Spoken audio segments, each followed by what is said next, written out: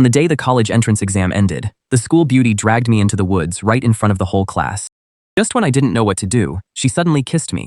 A scent unique to a young girl burst across my mouth. Then, with tears in her voice, she said, "Ian, I'm willing to give you my heart and everything I have from now on. As long as you promise me one thing, my life is yours." I was completely caught off guard by what was happening.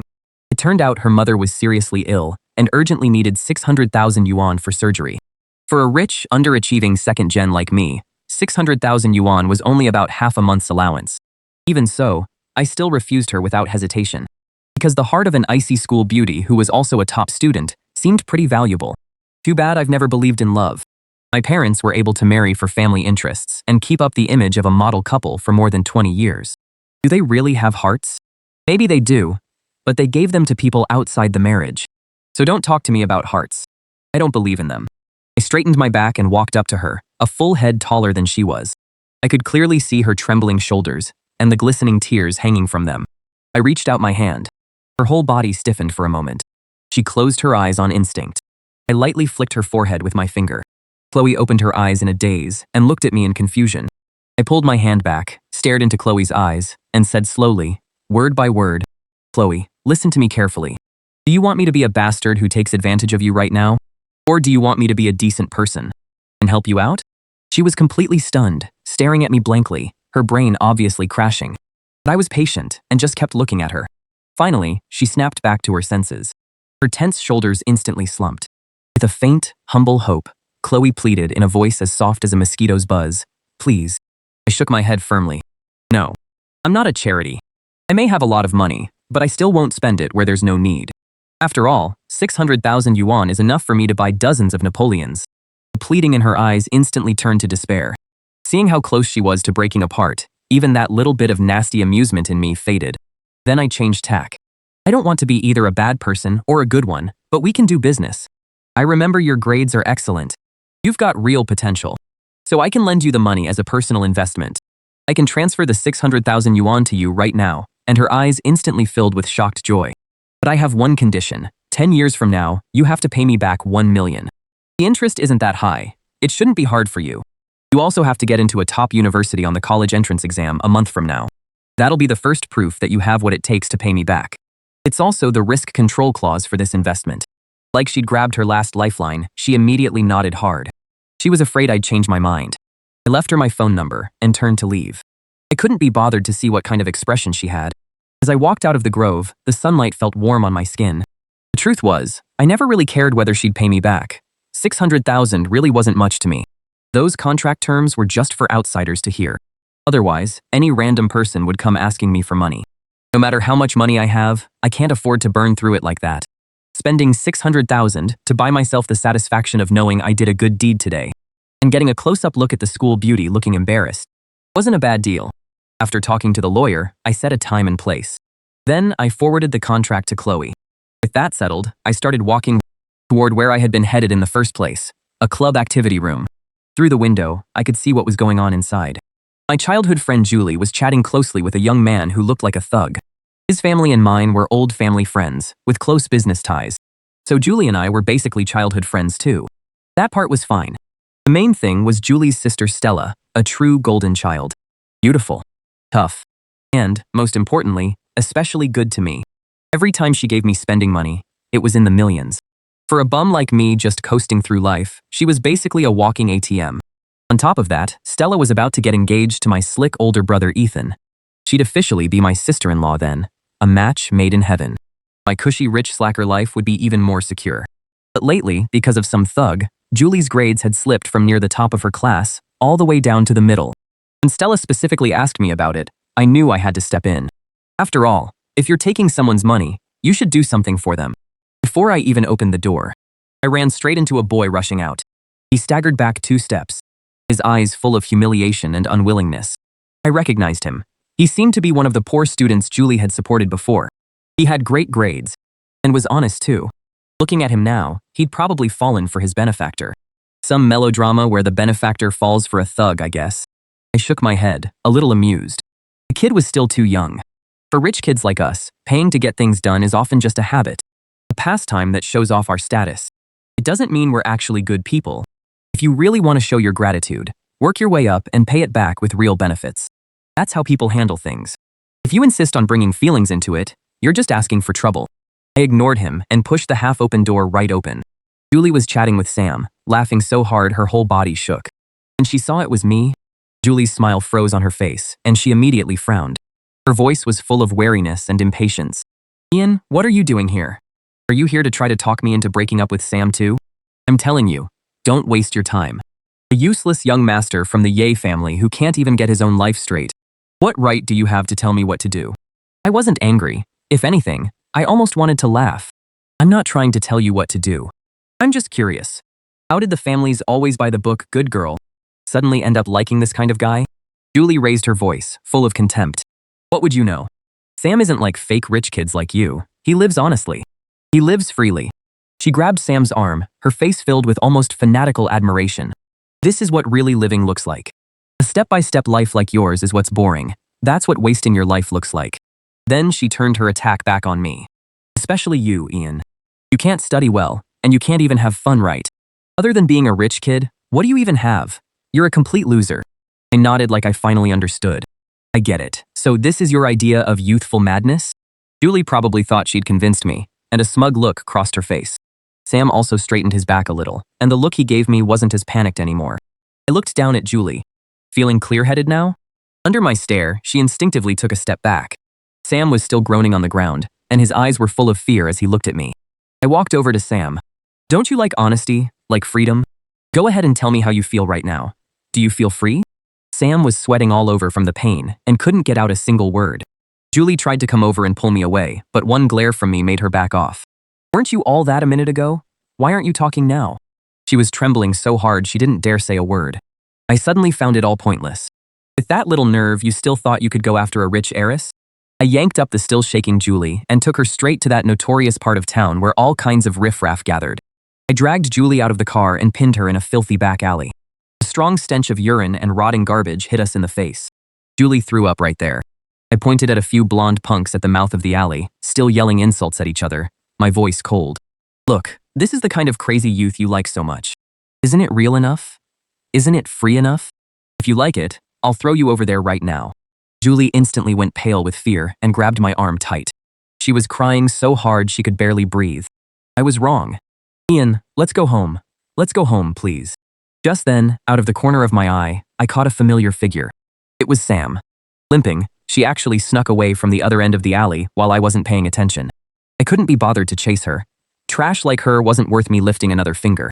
Julie had clearly seen her too, and all the color drained from her face. That fleeing figure completely shattered her last bit of fantasy. She stopped crying and just stood there blankly, like her soul had left her body. I shoved her back into the car. She didn't say another word the whole way. When we got to her house, she opened the door herself and walked inside like she was in a daze. I didn't get out. I just told the driver to turn around and go home. That night, I got a message on my phone. It was from Stella. Ian? I replied with a, "You're welcome" sticker. That was the end of it. Sure enough, the next 2 days were completely quiet on her family's side. No one came looking to cause trouble for me. I knew my future sister-in-law Stella had definitely kept this under control. Looks like I made the right move. My cushy rich slacker life was secure. But the very next day, I couldn't smile anymore. Because Sam was dead, killed in a car accident. It looked like my future sister-in-law was even more ruthless than I'd imagined. I suddenly felt like this family was kind of terrifying. Everyone wore polished masks and coldly got rid of every obstacle. My elite older brother Ethan was like that too. My future sister-in-law Stella was the same. I was the only odd one out. Just someone who wanted to coast through life. I suddenly shivered and sat straight up in bed. I had to move out right away and get away from these ruthless people. I had to stay alive if I wanted to keep coasting. I didn't tell anyone. Early the next morning, I carried downstairs a suitcase I'd packed a long time ago. Mom was sitting in the living room, elegantly drinking her morning tea. When she saw me, she only lifted her eyes slightly. Her tone was calm. "Where are you going?" "Somewhere else to sleep." She didn't ask again. She lowered her eyes and went back to reading her finance magazine. As for my so-called father, I had no idea where he was. This house was as cold as an icebox. Dragging my suitcase, I walked out of that fancy villa without looking back. I had a penthouse apartment in downtown that I'd bought a long time ago. Now it finally came in handy. The apartment was huge and empty, and the fridge was completely empty too. I drove to the biggest supermarket nearby. I needed to fill this new home with both healthy food and junk food. Pushing the cart, I moved through the aisles packed with all kinds of goods. Like some kind of shopping robot, I blankly tossed things into the cart. Just as I turned a corner, I suddenly stopped in my tracks. Because in the corner of the near-expiration discount section, I saw a girl. She was sneakily trying to stuff a bag of bread up her sleeve. She looked a few years younger than me. She was small. She was wearing a faded school uniform. She actually looked pretty neat and clean. Too bad she was a thief. I didn't say a word. I just leaned against the shelf with my arms crossed and watched her with interest. She was having a hard time stuffing it in. Her sleeve was too small. The bread was too big. She tried over and over, and soon there was a light sheen of sweat on her forehead from the stress. Finally, as if she sensed something, she suddenly froze. Slowly, she raised her head. Our eyes met. I stared at her without saying a word. In just 10 seconds, her face visibly went from pale to red. Those big eyes showed fear at first, then panic. In the end, they filled with thick, inescapable shame and humiliation. The hand holding the bread was shaking badly. Then, with a soft thud, the bread fell to the floor. It was like all her strength had been drained away, and she just wilted. She kept her head down like she wanted to bury her face in the ground. I walked over, bent down, picked up the bag of bread, and tossed it into my cart. Then I casually swept all kinds of cookies and candy from the nearby shelf into the cart. Before long, my cart was piled up like a little mountain. I pushed the cart over to her. She still kept her head down, her whole body tense, like she was waiting to be judged. I nudged her faded canvas shoes with the tip of my foot. In an even tone, I asked, "You don't have money for food?" Her body trembled. Then she gave the slightest nod. A second later, as if she remembered something, she quickly shook her head. I was getting a little impatient. First you nod, then you shake your head. What is this, some kind of mime act? What's going on? Speak. My tone got a little harsher. She trembled all over in fright and suddenly looked up at me. Her eyes were red around the edges, full of tears. She opened her mouth. A few vague, muffled sounds came from her throat. Her hands moved helplessly, trying to gesture something. I froze. In that instant, one thought flashed through my mind. Mute. Seeing how anxious and helpless she looked, my impatience instantly faded. In that moment, I felt so ashamed. I felt like a complete asshole. The kind that makes me want to slap myself when I think about it in the middle of the night. I didn't say anything else. I turned around and grabbed another shopping cart. I filled it up with food that would keep for a while. Then I pushed both carts and signaled for her to follow me. She still didn't seem to understand what was happening, and I couldn't be bothered to explain. I just grabbed her wrist and headed for the checkout. After I paid, I carried all the bags myself while she followed behind me. Like a little shadow. She was also holding a few bags of snacks. I stuffed everything into the back seat of my sports car, then told her to get in. She hesitated for a second, but still opened the passenger door and got in. Then I asked for her address, and she took my phone. Her small fingers tapped at the screen for a long while. Eventually, she pinned a location. It was in the old part of town, a rundown place I wouldn't even drive past. I didn't say anything and just started the car. The whole ride, the silence in the car was unbearable. She kept her head down the entire time, clutching the hem of her clothes tightly with both hands. The car made its way through narrow, run-down alleys and finally stopped in front of an apartment building that looked like it could collapse at any moment. I turned off the engine and helped her carry the food out. The stairwell was dark and damp. It was filled with a musty smell and all kinds of strange odors. She led me up to the 3rd floor. Then she opened a wooden door with peeling paint. A heavy smell of Chinese medicine hit me right away. The room was tiny, small enough to take in with one glance. That was the first time I had really seen what an empty, bare home looked like. There was an old wooden bed, and lying on it was a gaunt elderly woman. Her eyes were closed, and her breathing was weak. The girl put down what she was carrying and ran to the bedside. With practiced ease, she tucked the blanket around her grandmother, her eyes full of worry. I finally understood. It wasn't that she had no money for food. She stole the bread because she had no money to pay for her family member's treatment. Maybe she was starving and still didn't want to steal. Money for the old woman's treatment. Was this another one of those sob story acts? I can't stand this kind of thing. After settling her grandmother, the girl walked up to me and gave me a deep bow. Then she picked up a battered workbook from the table and quickly wrote something in it. There was a line of neat handwriting on it. Thank you. How much did all this cost? I'll pay you back someday, I promise. I almost wanted to laugh when I saw that line. Pay me back with what? So you can steal again? I didn't say anything. I just took out my phone, called my private assistant, and got straight to the point. Butler, contact the VIP ward at Central City Hospital and have an ambulance sent to the West Side tenement address within 15 minutes. I'll send you the money. Charge it directly to my account. The whole thing took less than a minute. The girl was completely stunned, just staring at me with her mouth hanging open. She forgot to cry and forgot to write. I could understand. Something she could only dream of her whole life was something I could handle with a single phone call. I nudged the duffel bag by her feet. "What are you standing there for? Pack your things. We're going to the hospital." She snapped out of it like waking from a dream. She immediately started packing in a panic. There really wasn't much to pack. Just a few old clothes, washed so many times they'd faded. An enamel cup with a broken base. The ambulance came quickly. The medical staff carefully lifted the old woman onto a stretcher. The whole time, the girl kept clutching my sleeve tightly, like she was afraid I'd suddenly disappear. I felt a little awkward, but I didn't pull away. When we got to the hospital, everything was arranged perfectly. A private special care room and round-the-clock caregivers. A top team of specialists immediately began consulting on the case. I stood outside the bright, spotless hospital room, watching the busy doctors and nurses inside. And that girl by the bedside, looking both uneasy and grateful. The gloom in my heart from Sam's death seemed to lighten a little. Money really can buy a good mood. Just then, my sleeve was tugged lightly again, and she held that battered notebook up in front of me. Written on it was, "How can I repay your kindness?" I leaned against the doorframe and looked at her. "I never said you had to repay me." She got anxious. She wrote quickly in the notebook, her handwriting getting messy. "No, I can't just take your money for nothing. You're a good person." When I saw the words "good person," the smile on my lips grew wider. So these days, even someone like me counts as a good person. Having money really is nice. I stopped her from writing. "First of all, I'm not a good person. Second, I already told you I hate trouble more than anything. You standing here going back and forth with me is already causing me trouble. Understand?" She looked a little dazed by my twisted logic and just stared at me blankly, not knowing how to respond. Seeing the look on her face, I sighed and walked over to her. Without saying anything else, I took the notebook and pen from her hands and quickly started writing in the notebook. When I finished, I shoved it back into her hands. "Just think of it as me buying insurance ahead of time. Study hard and get into a good college someday. If I ever fall on hard times, just remember to give me a bowl of rice if I end up begging on the street." She stared at the words in the notebook for a long, long time. Then she looked up. Those eyes, as clear as mountain spring water, finally broke. She didn't make a sound, just let the tears fall silently, drop by drop onto the worn-out workbook. I awkwardly looked away. "All right, stop crying. Your grandma still needs you to take care of her." "What kind of look is this, crying like that? What school do you go to? I'll have Butler pay your tuition while he's at it, and from now on, I'll have Butler send you $5,000 a month for living expenses until you graduate from college and find a job.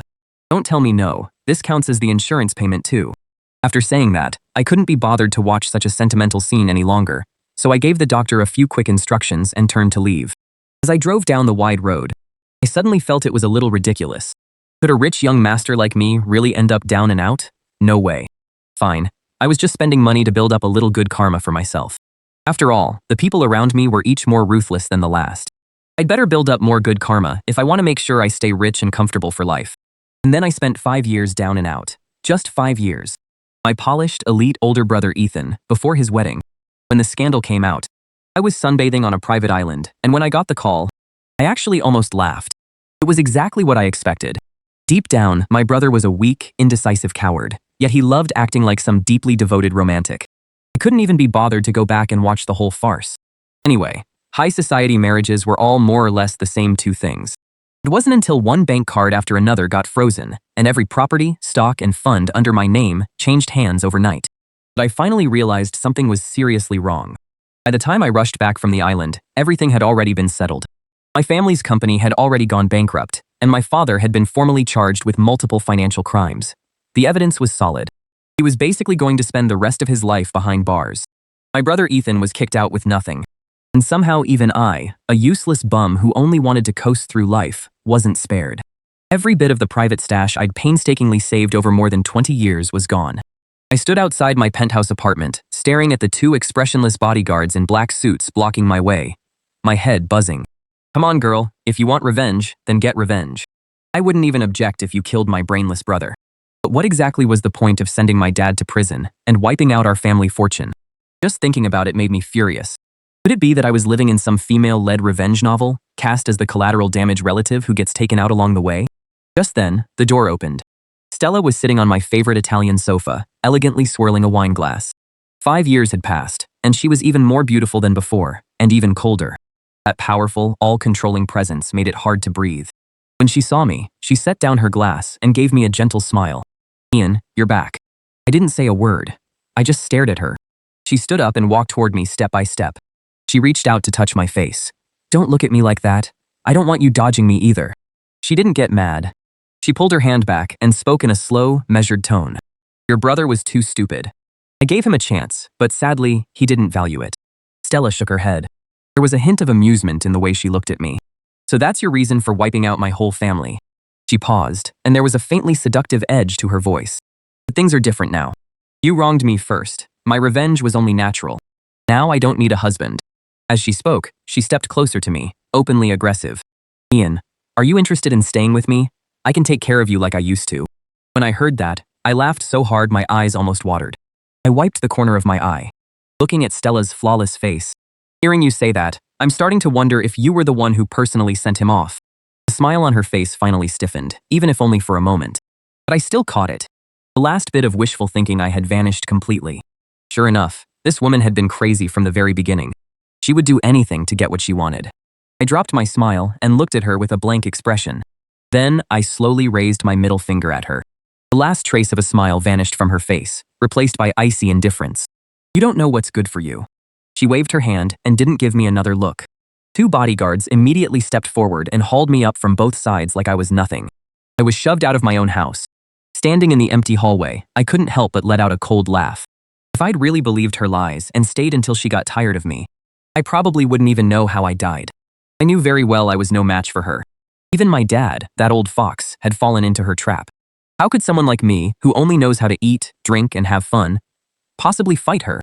The best thing was to stay far away from that crazy woman. Staying alive mattered more than anything. I pulled out my phone, opened my contacts, found those friends who always called me brother, and made the first call. Hello, this is Ian. There was a 3-second silence on the other end before a cautious voice said, Sorry, you have the wrong number. The call was disconnected. I froze for a second, then gave a self-mocking smile. I called the second one, and it turned out exactly the same. The third and fourth either said I had the wrong number, or just didn't pick up. I leaned against the cold wall and deleted those so-called friends from my phone one by one.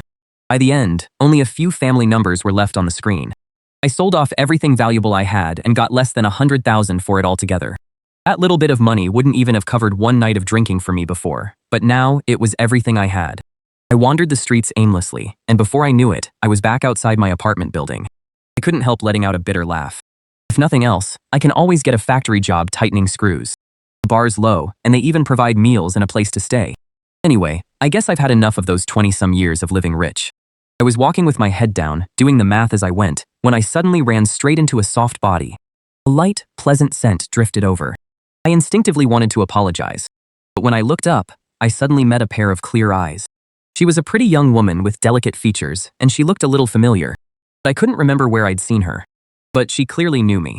I could clearly see that the moment she recognized me, her eyes suddenly filled with an indescribable mix of joy and relief. She parted her lips like she wanted to say something, but then seemed to realize something. In the end, she just fumbled a phone out of her pocket and quickly typed on it. On the phone screen, it said, Sir, do you still remember me? I looked at the words sir. These days, not many people still call me that. I studied her face carefully as fragments of memory slowly started coming together. Then it hit me, and I was a little surprised. The trembling figure from the supermarket 5 years ago, the girl who took care of her grandmother in that run-down little room. It's you. Her eyes instantly lit up, and she nodded hard. The joy in her clear eyes was almost spilling over. I froze. How did you end up here? She started typing quickly again. Then she held the phone out to me. The screen showed, I saw the news. About what happened to your family. I was really worried about you. I figured you might come back here to take a look. So I waited here, starting yesterday. It felt like something hit me right in the heart. That meant that in the 24 hours since I was thrown out, she had been waiting downstairs outside this apartment building I could never go into again, holding on to the uncertain chance that I might show up in the clumsiest way possible. A strange, complicated wave of emotion rushed over me. While my so-called friends were busy cutting ties with me, this girl I had almost forgotten had stayed here for a whole day and night because of me. I tugged at the corner of my mouth, wanting to say something. She seemed to notice how awkward I felt. Then my phone screen showed another message. Do you have nowhere to go? I stayed silent, which was as good as an answer. She put her phone away. Then she did something I never saw coming. She reached out and gently tugged on the sleeve of my hoodie. She wasn't using much force. I could have pulled away easily. But the pleading in that tug on my sleeve felt like an invisible chain that kept me from moving. She tugged me along and turned toward the street corner. For some reason, I didn't resist and just followed behind her. We stopped in front of a small bakery glowing with warm light. The shop was called Glimmer Bakery. The shop was already closed, but the display window was still lit. She unlocked the door with a key, then turned and motioned for me to go in. The shop was small, but clean and neat. The air was filled with the smell of cream and wheat. She took a carefully sealed folder from under the counter, pulled out a yellowed sheet of paper, and slid it in front of me. It was the insurance agreement I'd scribbled down 5 years ago. If one day I end up broke and begging on the street, just remember to give me a bowl. She pointed at the words on it, then pointed at me, then pointed at herself and the shop. Her expression was so serious, it was like she was carrying out a sacred promise. Finally, she turned and took a croissant, still warm, out of the oven, and held it out in front of me. There was no pity, no sympathy, just a matter-of-fact sense that now it was her turn. I took the bread and bit into it. It wasn't as good as the fancy food I'd eaten before, but it gave me a sense of comfort. "Are you hiring here?" The girl froze for a moment. Then a bright smile spread across her face. She nodded hard. That day, the muddled first half of my life came to an end. And the second half of my life became tightly tied to this little shop called Glimmer. And my boss was the mute girl I once thought I'd never cross paths with again. The girl's name was Violet. With the money I had given her and her own savings, she opened this bakery on this street after graduating from college. The shop wasn't big, but business was good. The neighbors all seemed to look out for her. They would go out of their way to stop by, buy a few pieces of bread, and chat for a bit. It's not easy for a young girl to be on her own. This is good. Now she's got some help. Just looking at him makes you feel at ease. I was wearing an apron with a little bear on it. I clumsily packed up the freshly baked toast. Hearing all that, I didn't feel much. Don't worry, I'm basically useless. A total good-for-nothing who can't even tell grains apart. How did they even get the idea that I was reassuring? Still, my being there really did lighten her load a lot. At least she didn't have to do heavy work like hauling flour, coal, and sacks anymore, gritting her teeth and carrying it all by herself despite being so small. At night, when the shop closed, we went back upstairs to that tiny home with barely anything in it. If that phrase described her old place, then this one probably counted as a home with just one bare wall. A dining table, 2 chairs, and a sofa, plus a tiny room sectioned off from the balcony. That was my bedroom. It was even smaller than the bathroom in my old villa. But I slept more soundly there than I had on any night in the past 20-some years. No scheming, no pretending. The only thing in the air was the faint scent of wheat drifting up from downstairs. I started learning how to be a normal person. I learned how to sweep without filling the whole room with ash, and how to cook porridge in a pressure cooker without blowing up the kitchen. Most of the time, the results were disastrous. I mistook salt for sugar and made a pot of red bean paste so salty it was impossible to eat. She took a bite. Her little face scrunched right up. But she didn't spit it out. She just quietly drank a big glass of water, then picked up a pen and wrote in her notebook, "The flavor is very unique. Next time, you can use a little less sugar." I looked at her serious expression and felt both annoyed and amused. I snatched the bowl away and dumped it into the trash. After that, I started learning sign language. I bought a whole pile of textbooks. Every night after she fell asleep, in my little partitioned room, I practiced over and over in front of my phone screen. From the simplest signs like hello and thank you, to you've worked hard today and good night. When I first used my clumsy gestures to say good morning to her, she froze. Then her eyes, always so calm, lit up as if a star had suddenly fallen into them. She raised her hands too and responded with complete seriousness. In the past 20-some years of my life, I had never once felt as strongly as I did then that something was this worth doing.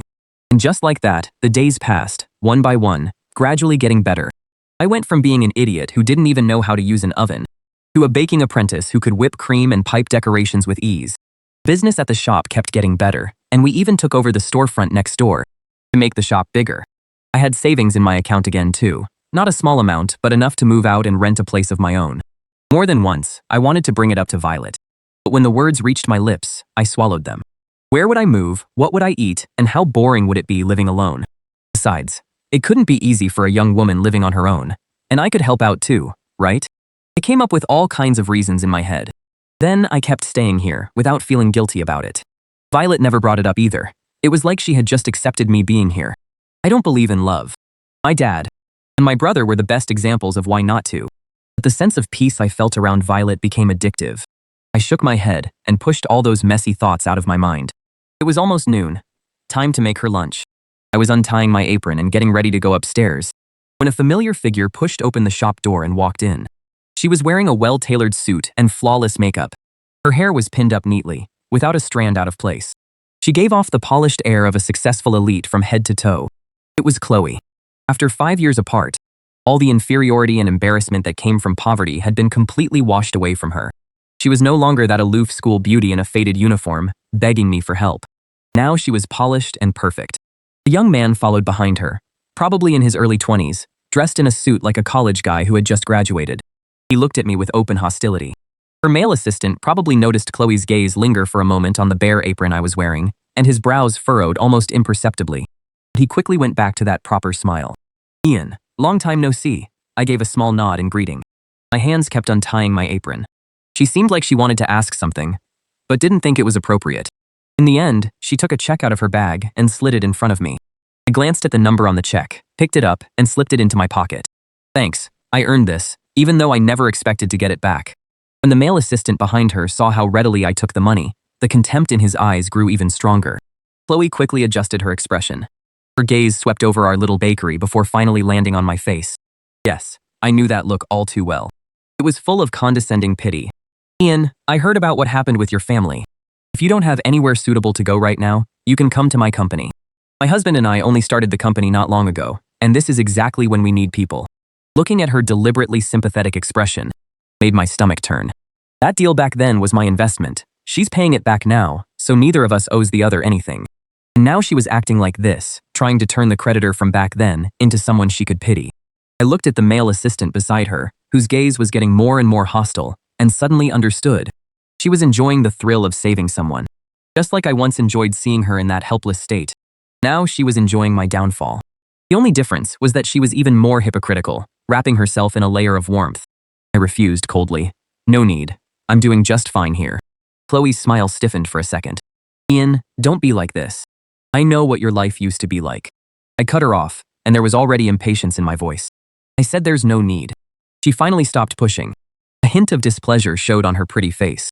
"Fine, since you've made up your mind, I won't force you." The moment she turned around, the male assistant behind her immediately stepped forward and thoughtfully held out a hand. He lightly steadied her arm. Chloe naturally turned her head toward him and gave him a smile only the two of them would understand. Now, I casually picked up my phone and quietly snapped a photo of them. The angle was perfect. In the photo, the assistant's hand was practically at her waist, and the smile on her face was nothing anyone would think she'd give to an ordinary subordinate. I lifted my phone and waved at them. Then I spent 2.5 minutes finding her husband's public email online. Then I anonymously sent him that photo. After that, I deleted the photo and the sent email record. I felt a lot better. But after Violet quietly finished lunch, my mind gradually settled down, and I leaned against the counter thinking about how to spend this million. The number on it was so clear, it was almost blinding. How long had it been since I'd seen this much money? At least our lives finally wouldn't have to be so tight anymore. And there was also the new equipment Violet had been wanting for so long. The more I thought about it, the happier I got. I'd never felt $1 million could be this useful. Just then, the wind chime by the door rang. A crisp voice, with a fake fragile tone, interrupted my daydreaming. "Ian." When I turned around, I saw Julie. A lot of familiar faces have shown up today. If I remembered right, her poor husband Howard had been dead for less than 2 years. "What is it?" I leaned against the counter with no expression on my face. She bit her lip. Her eyes shimmered. That looked like she wanted to say something but held back made me sick. Julie's voice carried a hint of grievance. "I wanted to see you." "Miss Julie, what kind of act are you putting on this time?" I almost laughed out loud. Her eyes immediately turned red, as if she'd suffered some huge injustice. "Ian, I know I used to be foolish and made a lot of mistakes. I always thought I liked that kind of passionate love. But only now do I realize all I really wanted was a stable home." Her tone was sincere. Her eyes were full of deep affection. She lifted her head and looked straight at me with those watery eyes. They were full of affection and memories. "Ian, let's start over. I know what you're going through right now. My sister really went too far. But that's okay. I can take care of you."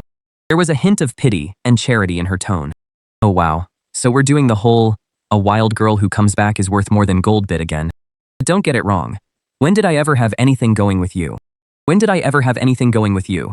I barely stopped myself from rolling my eyes. My thoughts drifted back a few years. Her wedding to Howard, that poor student from back then, was grand and touching.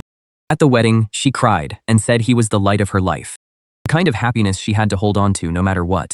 I was standing below the stage at the time, watching that dumb kid who was completely moved. I only had one thought in my mind. This guy's done for. Sure enough, less than 2 years into the marriage, Julie got bored. Once the passion faded and marriage became everyday life, she naturally got tired of it. Then, right on cue, a scheming pretty boy showed up. Luckily, that poor guy wasn't a pushover. He had proof against Julie and wanted to fight for himself. Then, he died. How could something that convenient be a coincidence? This was probably my former sister-in-law Stella's doing again. Coming back to the present, I looked at Julie, who was still putting on her deep-in-love act in front of me. The smile at the corner of my mouth kept growing. Julie, do you think all men are fools? Her expression stiffened. I spoke slowly. Your husband's funeral was quite a spectacle. I saw it on the news. You cried like your heart was breaking. Anyone who saw it would have been moved. Too bad. It would have been more convincing if I hadn't been outside the hotel that night and seen someone who looked a lot like you, walking into the elevator, arm in arm with a handsome guy. All the color drained from Julie's face instantly. Oh, right. That handsome guy didn't seem to enjoy himself for long before he died too. Julie, aren't you tired? I took a step forward, looking straight into her trembling eyes. Don't you feel sick, putting on a mask and acting every single day? I forced her back again and again until she finally hit the doorframe. She was shaking all over like a leaf in the fall wind. You're talking nonsense. She snapped back with fake confidence, but her voice was weak and shaky. I couldn't be bothered to say another word to her. I wasn't worried she'd get back at me. A woman so obsessed with playing the saint would never let herself lose control and take it out on me in anger and embarrassment. That image mattered more to her than her own life. She'd worn that mask for so long, it was practically stuck to her face. You should go. Like she'd just been pardoned, she stumbled as she ran out. Her back looked completely pathetic. The shop finally went quiet again, and I let out a long breath. It felt like I had breathed out all the bad luck that had built up over the past 5 years. Soft footsteps came from the stairs as Violet came down carrying a bowl of freshly made dessert. She walked up to me, handed me the bowl, and looked at me like she was asking what happened. I shook my head to show it was nothing. Violet signed with a worried look on her face. But you don't look happy. I looked into her clear eyes and smiled, still holding the bowl. Then I signed back, a little awkwardly. I'm fine. She understood, and a sweet smile spread across her face. Sunlight streamed in through the shop window and fell warmly over us. After that day, I stopped paying attention to anything going on in that circle and completely cut off contact with them. Now all I want is to live a good life with Violet and spend our days running this little shop in peace. Every morning at 5, I'd get up half an hour before her and go downstairs to start the first batch of bread dough rising. By the time she came downstairs sleepy-eyed, the kitchen was already filled with the smell of wheat. The hot water was ready too. She always signed good morning to me first, then skillfully tied on her apron. Then she would start preparing the day's desserts. We rarely spoke, but we worked together with more and more unspoken understanding. Sometimes, when things got busy, she'd get so flustered she'd be covered in sweat. I'd hand her a glass of ice water. When she took the glass, sometimes her fingers would brush the back of my hand, cool and soft. I started noticing all her little habits, and she stopped carefully trying to guess what I was thinking. Life felt full and satisfying. During the day, we ran the shop together. At night, she taught me how to make more complicated desserts. Sometimes we could have a full conversation all night without using pen and paper. That kind of understanding made me feel at ease. I began seriously thinking about one question. I wanted to marry her. I don't believe in love, but I was starting to believe that some people are just naturally meant to be together. I simply wanted to go on like this with her forever. 3 months later, I told her how I felt. To be exact, I proposed. That day was her birthday. I secretly prepared a little surprise for her at the shop. When she came downstairs that night, the whole shop was lit up with candles. She stood there at the top of the stairs, covering her mouth in shock. I walked up to her, got down on one knee, and pulled out a diamond ring. I didn't know how to say all those pretty words, and I didn't believe in all those promises of forever either. Will you marry me? She cried. Her tears fell like beads from a broken string, dropping to the floor one by one. She nodded hard, then held out her hand for me to put the ring on her finger. The ring was a little too big. Her hands were too thin, but she kept her fist clenched tight so it wouldn't fall off. I held her in my arms, breathing in the faint scent of her hair. At that moment, I suddenly felt like the first 20-some years of my life had all been preparing me to meet her. Our wedding was simple and not very big. We only invited the neighbors and a few classmates and friends we were still pretty close to. I wasn't trying to put on a show. I just wanted to give Violet a decent wedding. The day before the wedding, I went to the barber to clean myself up. and bought myself a decent suit. Violet's wedding dress was one we picked out together. When she tried it on, she was glowing. I stood outside the fitting room, looking at her in the mirror, and suddenly it all felt a little unreal. This girl, beautiful like an angel, was really going to marry me. On the wedding day, everything went smoothly. Violet's grandmother was doing much better and came to our wedding in a wheelchair. The old woman held my hand and said in a weak voice, "Thank you for taking care of our Violet." I felt a little embarrassed. She's the one who takes care of me. When it was time to exchange rings, Violet's hand was shaking. I held her hand and whispered in her ear, "Don't be nervous, it's just a formality." She let out a soft laugh, and the nervousness instantly disappeared. "Mr. Ian, do you take Miss Violet as your wife? To love and protect her whether in poverty or in wealth?" "I do." "Miss Violet, do you take Mr. Ian as your husband? Whether in poverty or in wealth? In sickness or in health? Will you love him and honor him?" Violet can't speak, but she nodded hard. Then she signed with her hands. The officiant paused, unsure what to do. I smiled and translated for her. She said yes. The room broke into warm applause. When it was time for the kiss, she got shy, her face turning red like an apple. I gently kissed her lips. Very, very gently, like I was afraid I'd hurt her. Then I leaned in close to her ear and said, "Violet, please take care of me from now on." She laughed in my arms until her shoulders shook. My classmates also came over one after another to toast us and offer their congratulations. One roommate I used to be close with said, "Ian, you've changed. You used to act like you didn't care about anything. Now you actually seem like a normal person."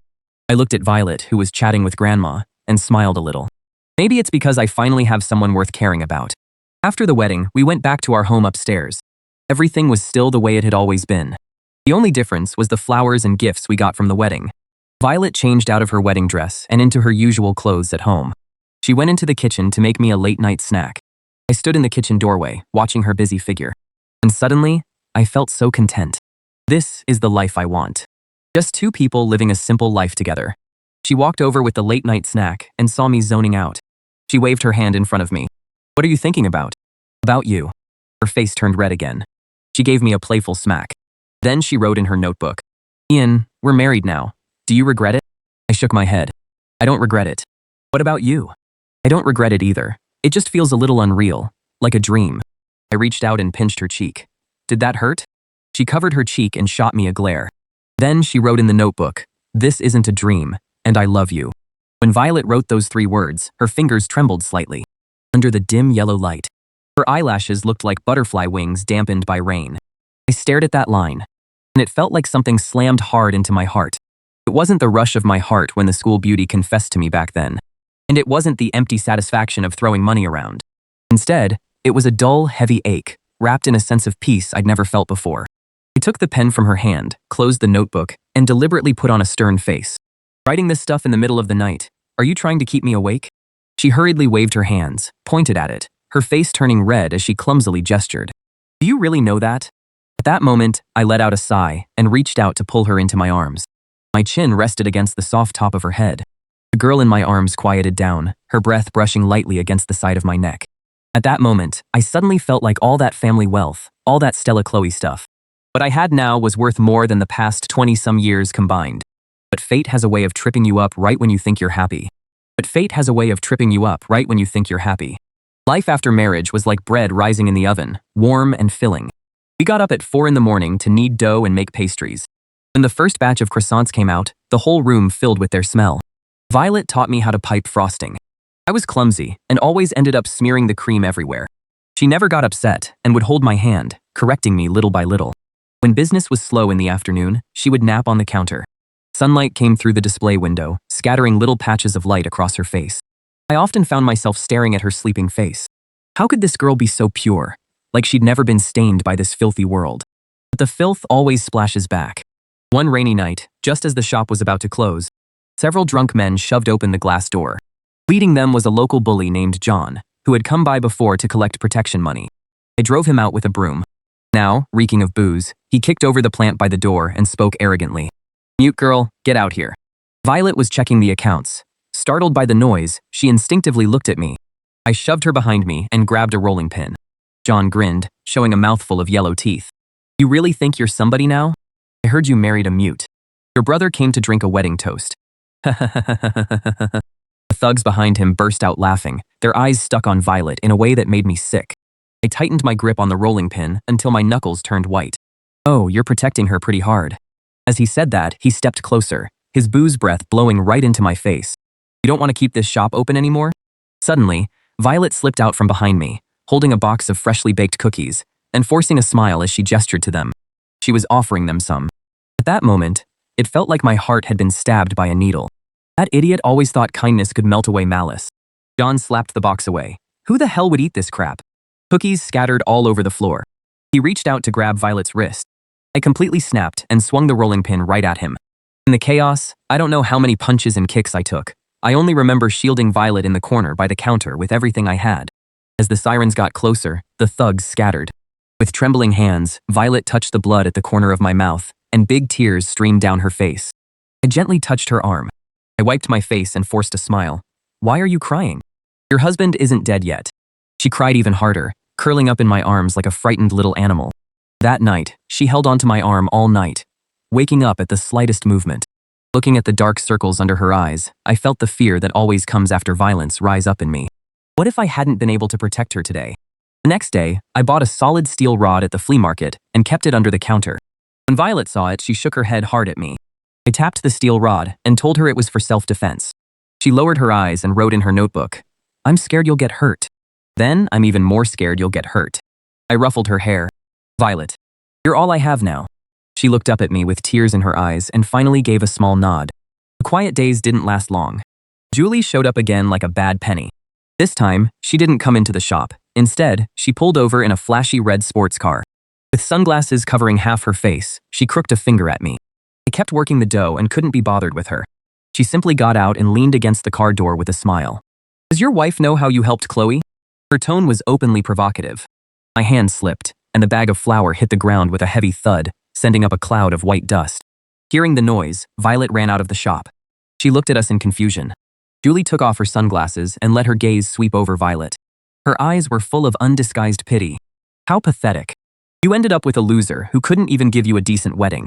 I clenched my fists so hard my veins throbbed. "Enough. Shut up." "What, scared now? You weren't like this back then, when the campus beauty begged you. Didn't you enjoy that thrill of playing the savior? So why are you acting all devoted now?" Violet couldn't understand what Julie was saying, but she could feel the tension in the air. She gently tugged at my sleeve, her eyes full of worry. I took a deep breath, forced down my anger, then turned to gesture to Violet. "I'm fine. Go inside first." Violet hesitated and didn't move. But Julie suddenly played a recording out loud from her phone. It was Chloe's tearful voice from back then in the woods. "I'm willing to give you my heart, everything I have, as long as you agree to one thing for me. I'm not a philanthropist." Violet's face instantly went pale. She looked at me, then at Julie. Her lips moved, but no sound came out. Julie smugly put her phone away. "Sweetie, did you really think I was some kind of good person? He only helped Chloe because he liked seeing other people humiliated. That's nonsense. Maybe helping you was just a whim too." I completely lost it and rushed over to grab the phone. Julie screamed and dove into the car, locking the doors. The sports car sped off. Only Violet and I were left standing in the dust.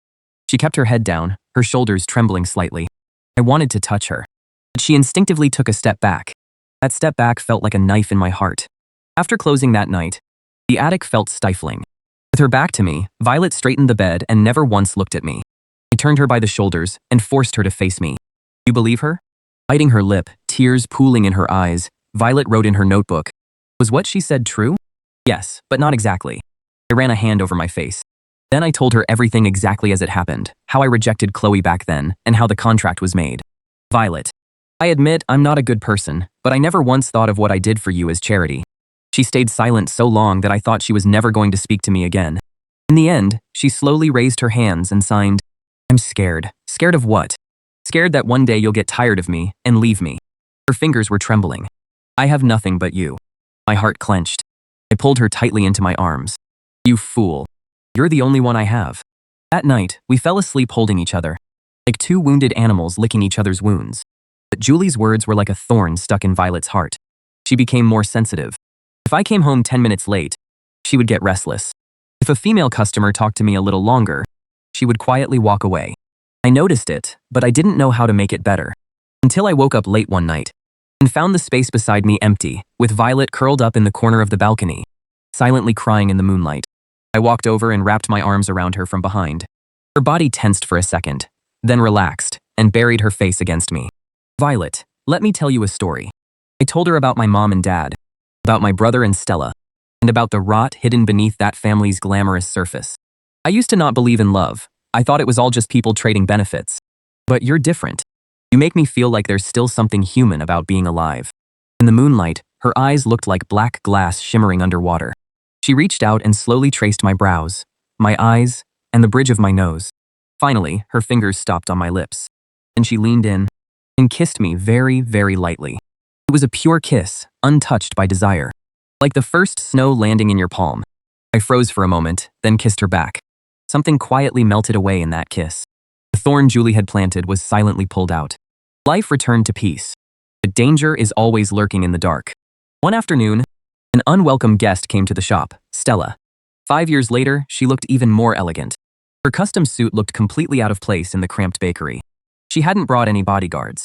When her eyes fell on Violet as she stood there alone, they held a cold, appraising look. So this is the life you chose, hiding out in a place like this, playing house with a mute? I pulled Violet behind me. If you have something to say, say it. As she spoke, she casually found a chair and sat down. Ian, you're still this childish. Violet suddenly grabbed my arm tight. Stella slowly opened her handbag. She took out a yellowed photo and slid it over. The photo showed a young man and woman. The man's features looked somewhat like Violet's. The woman was holding a baby in her arms. Her grandmother never told you, did she? Your parents didn't die of illness. The man who killed them in the car crash was named Tom. Ian, it was your father. He was driving drunk. The air froze instantly, my head started buzzing, and I could barely stay on my feet. Violet stared hard at the photo. Her face was white as a sheet. Surprised? Stella stood up and looked down at us. Ian, your father killed her parents. And now you're pretending to be in love so you can marry her. How ironic. Shut up. I shouted. But my voice was shaking badly.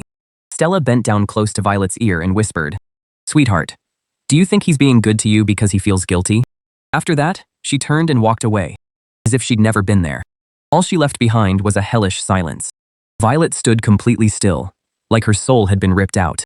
I reached out to touch her, but she jerked away like she'd been shocked, her eyes empty and unfamiliar. Violet, listen to me. Let me explain. I didn't know. Violet shoved me away and ran upstairs. Then the attic door slammed shut and locked. I chased after her and pounded on the door. There was no response from inside. A piece of paper slid out through the gap under the door, with only a few trembling words on it. Let me be alone for a while. That night, I sat outside the door until dawn. There wasn't a sound from the room the whole time. But I knew she hadn't slept either. The next day, Violet didn't come downstairs to open the shop. I made some porridge and brought it upstairs, only to find the door was still locked. It was the same on the third day and the fourth. She locked herself in the room without eating or drinking. The bomb Stella left behind had almost completely destroyed the tiny world we'd just started to build. During the days, Violet locked herself in the attic. I paced back and forth through the cramped shop like a trapped animal. Flour sacks were scattered all over the floor. The baking tray still held burnt cookies from a few days ago. The air was thick with the sour smell of despair. Countless times, I wanted to rush up and smash open that flimsy door. But every time I saw the notes she pushed out from under the door, with the handwriting getting messier and messier, my outstretched hand would fall back down helplessly. I was afraid my getting close would be the last straw that broke her. This helplessness was even worse than when I faced my family's collapse years ago. Back then, at least I could be angry. I could curse. I could grab my bags and walk away. But now, I didn't even have the right to be angry. The blood of the people responsible runs through my veins. Stella had found my weakest spot with perfect precision and brought it down in a single blow. Late on the fifth night, a muffled whimper came from the attic, like the cry of a small animal, followed by the dull thud of something heavy hitting the floor. My heart stopped. I couldn't think about anything else anymore. I used the spare key to force the door open. Violet was slumped beside the bed, her face gray and pale, her lips cracked. There was a tipped-over cup beside her. She seemed to want water, but she didn't even have the strength for that. After days without food or water, her body was already at its limit. I rushed over and picked her up. She was as light as a feather, like she could disappear at any moment. I patted her face. Violet. My voice was shaking so badly. Her eyelids trembled and slowly opened a crack. Her empty gaze landed on my face, unfocused. At that moment, I was truly afraid she'd just slip away like this, afraid I wouldn't even get the chance to make amends. I ran downstairs like a madman, heated up some porridge, and mixed in some warm water. Little by little, I pried her lips open and carefully fed it to her with a small spoon. She swallowed mechanically, her eyes still unfocused. After feeding her half a bowl of porridge, I brought over some hot water and gently wiped her gaunt face and icy hands and feet with a towel. The whole time, she was like a doll, letting me move her however I wanted. Only the occasional tear sliding from the corner of her eye proved she was still alive. I tucked her back under the covers, then lay down beside her with my clothes still on. Holding her tightly through the blanket, I didn't dare fall asleep, afraid that if I closed my eyes, she would disappear. Violet, I know you can hear me. You can hate me. You can blame me. Whatever you want. But you can't die. What am I supposed to do if you die? I've lived more than 20 years, and I've done plenty of awful things. But I never meant to hurt anyone. I'll own up to the sins my father committed. If hating me makes you feel better, then hate me. As I said that, I grabbed her hand and pressed it against my chest. But you can't punish me, and yourself, like this. Your grandma fought with everything she had to raise you. It wasn't so you could end things like this. Do you remember that croissant you gave me? It was the bitterest and sweetest thing I'd ever eaten. Bitter because I was down and out, sweet because of you. This shop is called Glimmer. You're the one who lit it up. If you're gone, that light goes out. My whole world will really go dark. I don't know how long I kept talking, until my throat turned dry and raw. The body in my arms was still cold, but her breathing seemed a little steadier. The next morning, day broke. I was about to get up and make her something to eat, when a cold hand lightly caught my sleeve. I whipped around and met her eyes. They were still red and swollen, but there was a faint glimmer of light in them now. She looked at me, her lips moving, but no sound came out. But from the shape of her lips, it looked like she was saying, water. I practically scrambled to pour her some water, my hands shaking so badly I spilled half of it. After helping her take a few sips, she leaned against me and closed her eyes. Tears slid from the corners of her eyes again. But this time, it wasn't the dead silence of despair, just a trace of exhausted vulnerability. She was letting me get close to her now. That realization almost brought tears of joy to my eyes. The days that followed were a slow, difficult process of healing. Violet's body gradually recovered, but the wounds in her heart were still far from healed. She became unusually quiet, even more withdrawn than before. She still helped me run the shop, but her movements were slow, and she would often stare blankly at the bowl of dough. At night, she still woke up in a panic, covered in cold sweat. I held her, and could feel her heart pounding wildly. She stopped using the notebook to communicate with me. When she needed to say something, she only used simple gestures. I knew that thorn was still buried deep in her heart. Stella's words were like poison, eating away at all her trust in what we had. That poison was eating away at all her trust in what we had. She started instinctively avoiding my touch. When I put food on her plate, she would pause for a moment before accepting it. When I tried to hold her at night, she would stiffen and turn away. That deliberate distance was more suffocating than any argument. I understood that she was struggling, rethinking everything between us. My help, my proposal, whether even my love had all come from guilt and a need to make up for it too late. The turning point came one afternoon. An elderly woman who often came in to buy whole wheat bread shakily handed us a thick envelope, saying it was specialty cookies her son had sent from overseas, and insisting on thanking us for always looking after her. Violet tried to refuse, but she accepted the cookies. You and your husband are both good people. These days, there aren't many honest business owners like you anymore. You two need to take good care of each other, the old woman said, holding Violet's hand and rambling on. After the old woman left, Violet stood behind the counter for a long time, holding the box of cookies. Sunlight streamed through the display window onto her lowered lashes. I watched from a distance, not daring to disturb her. Then she suddenly turned, walked over to me, and handed me the box of cookies. Then she pointed to the box of old things in the corner. Inside were a few photos from our wedding, and the worn notebook she had kept all these years, the one where I wrote my promises to her back then. I froze for a second, then understood what she meant. I walked over and dug the notebook out from the bottom of the box, brushed the dust off it, and handed it to her. She took the notebook, turned to the last blank page, picked up a pen, and began to write. Her hand was still trembling a little, but her writing was slow and heavy. I dreamed about my parents. They were smiling at me in a very bright place. It felt like they didn't blame you. When she got to that part, she paused for a long time. A small blot of ink spread across the paper. Then she kept writing. I was thinking, if you're only nice to me because you feel guilty, then why, when I stole bread, was there only impatience in your eyes? No pity. You just made a phone call, trying to deal with a problem.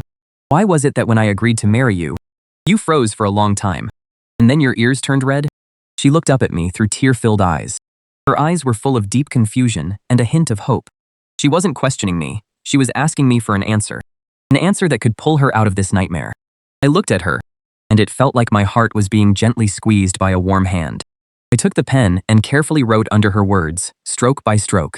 Violet, I'm not a good person. When I helped you, I wasn't thinking that much. Maybe I was just in a good mood that day. Maybe I just didn't want any trouble. When I married you, I hadn't figured out yet whether it was love. I just felt at peace when I was with you. But now I know for sure I can't stand seeing you cry, or seeing you get pushed around. When you're hurting, I wish I could take that pain for you. That has nothing to do with who my father is. It only has to do with the fact that you're Violet. If I have to call it guilt, the only thing I feel guilty about is not meeting you sooner, and letting you suffer so much, and not being able to protect you, and letting you suffer again because of me. I handed the pen back to her. She looked at what I wrote, and her tears came even harder. She picked up the pen and firmly added 3 more words after what I wrote. Then she set the pen down, reached out on her own, and gently held my fingers. Her fingers were still ice cold, but that steady grip instantly cleared away all the gloom in my heart. That night, she finally stopped sleeping with her back to me. She curled up in my arms, like a baby bird that had finally found its nest. Her breathing was slow and even. Listening to her breathe, I felt like it was the most beautiful sound in the world. We knew the scars were still there, and maybe they always would be. But at least I was completely sincere, and the bond between us had actually grown even stronger. The decision to leave the city was made a few days later. It wasn't entirely because Stella was dangerous. More than anything, I wanted a change of environment. Somewhere without the shadows of the past. A real fresh start. Violet didn't hesitate at all. To her, home is wherever I am. We sold Twilight Bakery and packed our bags to head south. When the neighbors heard we were leaving, they all came to see us off, stuffing our hands with bags of local specialties. Girl, if anyone ever treats you badly, come back. Granny will stand up for you. She held Violet's hand and wiped away her tears. Violet nodded, her eyes red. She stuffed a bag of freshly baked cookies into Granny's hands. The night before we left, we were in the attic packing up the last of our things. Violet found a tin box at the bottom of the wardrobe. Inside were her grandmother's belongings. A few old photos, and the written promise I gave her back then. The paper had yellowed, but the handwriting was still clear. If one day I fall on hard times and end up begging on the street, just remember to give me a bowl. She looked at that piece of paper and suddenly smiled, then started crying through her smile. She picked up a pen, carefully wrote a few words on the back, and handed it to me. In this life, my bowl will always be half yours. My eyes burned as I pulled her into my arms. Okay, it's a promise. As the train pulled away, this city that had held so much of our pain and warmth gradually faded into the distance outside the window. Violet fell asleep against my shoulder, still clutching my shirt tightly. Sunlight streamed through the train window onto her face, peaceful and serene. I lowered my head and kissed the top of her hair. I closed my eyes. I didn't know what the future would be like, but as long as she's with me, anywhere is home. In the end, we settled in a small coastal town. With the money from selling my paintings, we opened an even smaller dessert shop. We named it Evening Hours. Violet handled the baking. I took care of the customers. Life was poor, but peaceful. Little by little, she came out of the shadows. Her smile came back. Now and then, in the dead of night, she would still wake up from nightmares. But I would always hold her right away and gently pat her back until she fell asleep again. One evening a year later, we walked hand in hand along the beach. The setting sun glowed like molten gold. The tide rolled in softly. Violet suddenly stopped. She pointed at something glinting on the sand. I picked it up. It was a piece of sea glass, worn smooth by the waves. In the sunset, it gave off a warm glow. She took the glass from me and held it up to the sunlight for a long time. Then she placed it in my palm. She cupped her hands together, signaling me to keep it safe. I teased her, calling it a token of love, and she nodded emphatically. Her eyes were sparkling. One afternoon, the air was hot and heavy. There were hardly any customers in the shop. Violet was at the work table, preparing cake layers for the next day. I was behind the counter checking the books. Then I heard the faintest sound of a sniffle. I looked up and saw Violet's hand on the whisk had gone still. She was staring blankly out the window. Outside, a young father was walking by with his daughter on his back. The little girl's bell-like laughter drifted in through the glass. I set down the ledger and walked over to her. She didn't look at me. Her gaze was still following the father and daughter as they walked away, until they disappeared at the end of the alley. In the afternoon light, her profile looked a little pale. Her eyes held a complicated emotion I couldn't describe, a mix of longing and sadness. But she couldn't make a sound. She snapped out of it and gave me a faint, forced smile. She shook her head to show she was fine. Then she lowered her head and stirred the batter in the bowl even harder, as if trying to drive something away. I knew she was thinking about her own parents. The childhood that should have been filled with her parents' love and happy laughter was something she could never make up for. Stella's words were like a poisoned thorn. Even on bright, sunny days, they would sting her when she least expected it. That night after closing, we sat on the little steps by the back door, feeling the sea breeze. The waves lapped gently against the shore.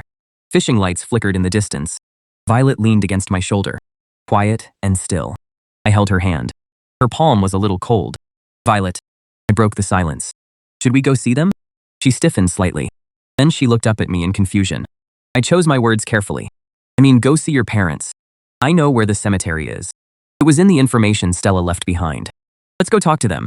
Tell them you're doing well now, and apologize to them for my dad too." Violet stood there stunned for a long time. Her eyes quickly filled with tears, but she fought them back and didn't let them fall. She looked at me. Her eyes were full of struggle and fear. But in the end, it all turned into a kind of resolve. She nodded firmly. We picked a clear, sunny morning. We closed the shop and brought a bouquet Violet had arranged herself with white daisies and green lisianthus. A bouquet she had arranged herself with white daisies and green lisianthus, and went to the cemetery out in the suburbs. The cemetery was very quiet.